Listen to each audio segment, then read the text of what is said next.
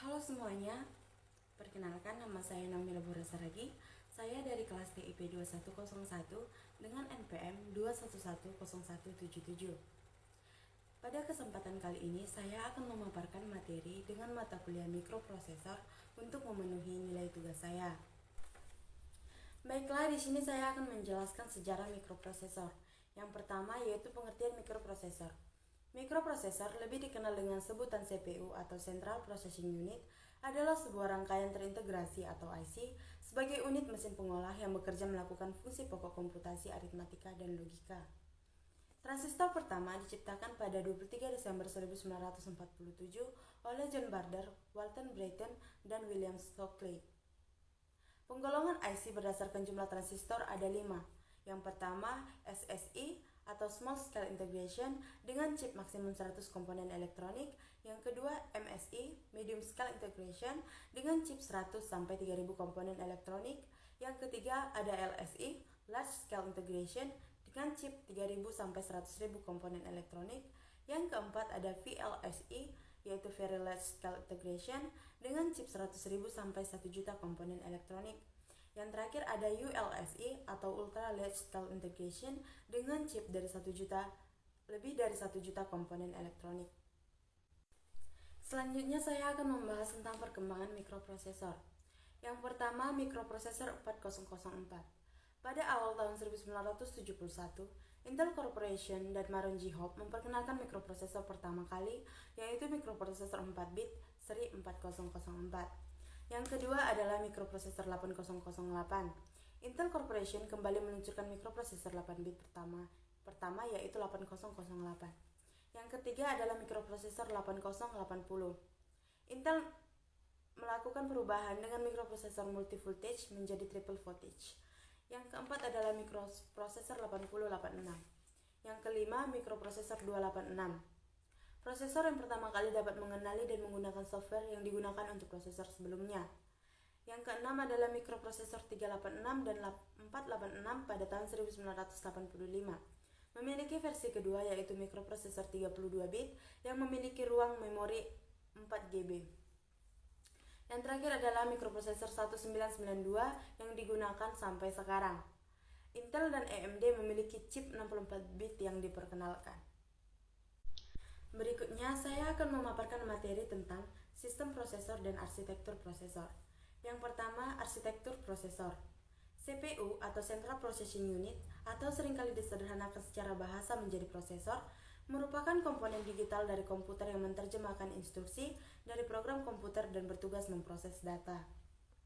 Fungsi prosesor secara umum adalah mengolah perintah yang masuk kemudian dikeluarkan berupa output, yaitu pemberi perintah.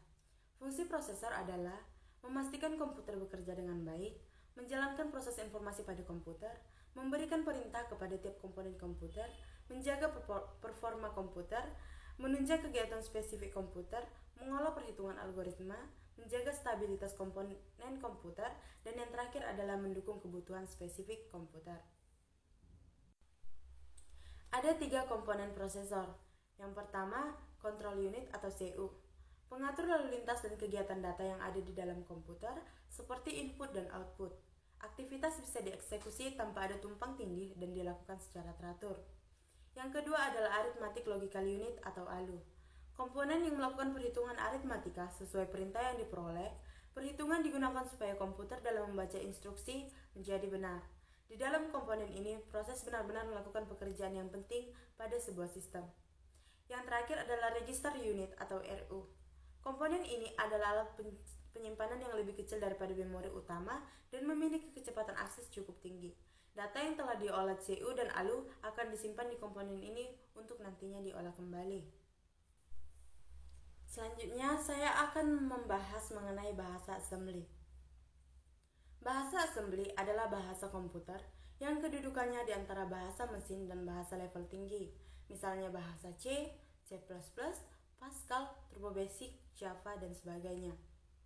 Ada 3 kelebihan bahasa assembly, yaitu ketika dikompil lebih kecil ukurannya, yang kedua lebih efisien dan hemat memori, yang ketiga lebih cepat dieksekusi. Tetapi di samping kelebihan, bahasa assembly juga memiliki kesulitan, yaitu dalam melakukan suatu pekerjaan, Baris program relatif lebih panjang dibandingkan bahasa tingkat tinggi. Relatif lebih sulit untuk dipahami, terutama jika jumlah baris sudah terlalu banyak. Lebih sulit dalam melakukan pekerjaan rumit, misalnya operasi matematis. Di sini saya akan menjelaskan praktek bahasa assembly menggunakan Zilog 80. Yang pertama itu saya akan jelaskan kegunaannya dulu. Ini adalah assembler tools, yaitu peralatan yang digunakan untuk menerjemahkan program assembly menjadi bahasa mesin. Tool ini berfungsi untuk mengedit dan membuat file yang nantinya di-assemble dan dapat disimulasikan dengan di-load ke memori simulator terlebih dahulu. Baiklah, di sini saya menginput data dengan mengambil kode-kode dari tabel ASCII. Yang pertama di sini ada LDA, yaitu 4E. 4E ini merupakan kode N heksa dari tabel ASCII. Yang selanjutnya ada LDB, yaitu 41. 41 merupakan kode A heksa dari tabel ASCII. Selanjutnya LDC 4F itu merupakan kode heksa dari huruf O. Yang selanjutnya LDD yaitu 4D merupakan kode heksa dari huruf M. Yang terakhir adalah E yaitu 49 merupakan kode heksa dari huruf I. Berikutnya di sini ada gambar dari simulation log viewer, di mana simulation log viewer ini merupakan breakpoints manager yang digunakan untuk memulai program debug yang digunakan untuk mendebug dan memonitor jalan program. Dengan tools ini, programmer dapat melihat jalannya proses simulasi lebih baik dan lebih mudah. Selanjutnya saya akan menjelaskan materi tentang penjadwalan proses. Ada 4 keadaan yang menjadi pertimbangan bagi penjadwalan oleh CPU, yaitu 1. Pada saat proses berpindah dari keadaan running ke waiting. Yang kedua, pada saat proses berpindah dari keadaan running ke ready. Yang ketiga, pada saat proses berpindah dari keadaan waiting ke ready. Dan yang terakhir, pada saat proses berhenti. Jika model penjadwalan yang dipilih adalah keadaan 1 dan 4, maka ini disebut non-preemptive. Sebaliknya, jika yang digunakan adalah keadaan 2 dan 3, maka disebut dengan preemptive. Berikutnya, kita akan membahas algoritma penjadwalan. Yang pertama, ada first come first served scheduling atau FCFS. Yang kedua adalah shortest job first schedule atau SJF. Yang ketiga adalah priority scheduling. Yang keempat round robin. Yang kelima multi-level quick schedule. Yang selanjutnya multi-level feedback. Dan yang terakhir adalah two-level scheduling. Next, kita akan membahas first in first served. Proses yang pertama kali meminta jatah waktu untuk menggunakan CPU akan dilayani terlebih dahulu. AWT dari algoritma ini cukup besar. Misalnya ada 3 proses, P1, P2, dan P3 yang meminta layanan CPU sebagai berikut. Teman-teman bisa melihat di sini ada proses P1, P2, P3 dengan burst time 24, 3, P23, P3-nya 3. Kita bisa gambarkan Gantt chart-nya seperti P1, P2, P3. Di sini ada 0 yaitu waktu kedatangan dengan P1 24, P2 27, P3 30. Waktu tunggu yang diberikan untuk tiap-tiap proses terlihat pada tabel berikut ini, yaitu dengan proses P1, P2, P3 dengan waktu tunggu atau waiting time P1 sama dengan 0, P2 24, P3 27, sehingga AWT sama dengan 0 ditambah 24 ditambah 27 per 3 sama dengan 17.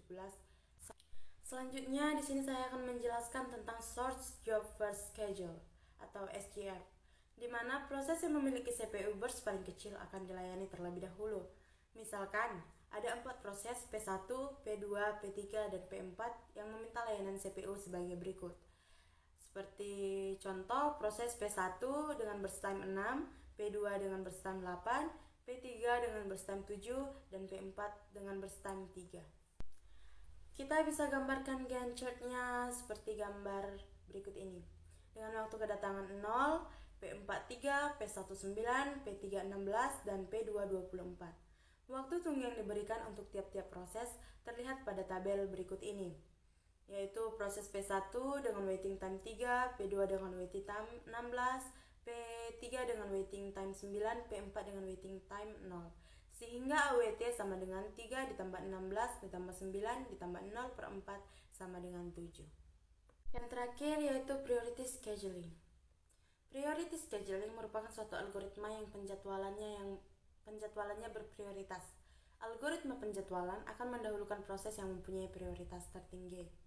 Di sini kita bisa gambarkan Gantt chart-nya, yaitu seperti contoh P2, P5, P1, P3, dan P4.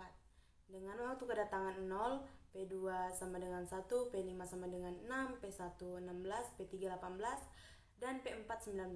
Waktu tunggu untuk tiap-tiap proses adalah proses P1 dengan waiting time 6, P2 dengan waiting time 0, P3 dengan waiting time 16, P4 dengan waiting time 18, P5 dengan waiting time 1. Sehingga AWT sama dengan 6 ditambah 0 ditambah 16 ditambah 18 ditambah 1 per 5 sama dengan 8,2. Baiklah, saya rasa cukup pemaparan materi saya pada kesempatan kali ini. Jika ada kata-kata yang kurang dimengerti atau salah pengucapan, mohon dimaafkan. Kalau tidak juga tidak apa-apa. Saya Naomi pamit undur diri. Akhir kata saya ucapkan terima kasih. Jangan lupa like, subscribe, and comment.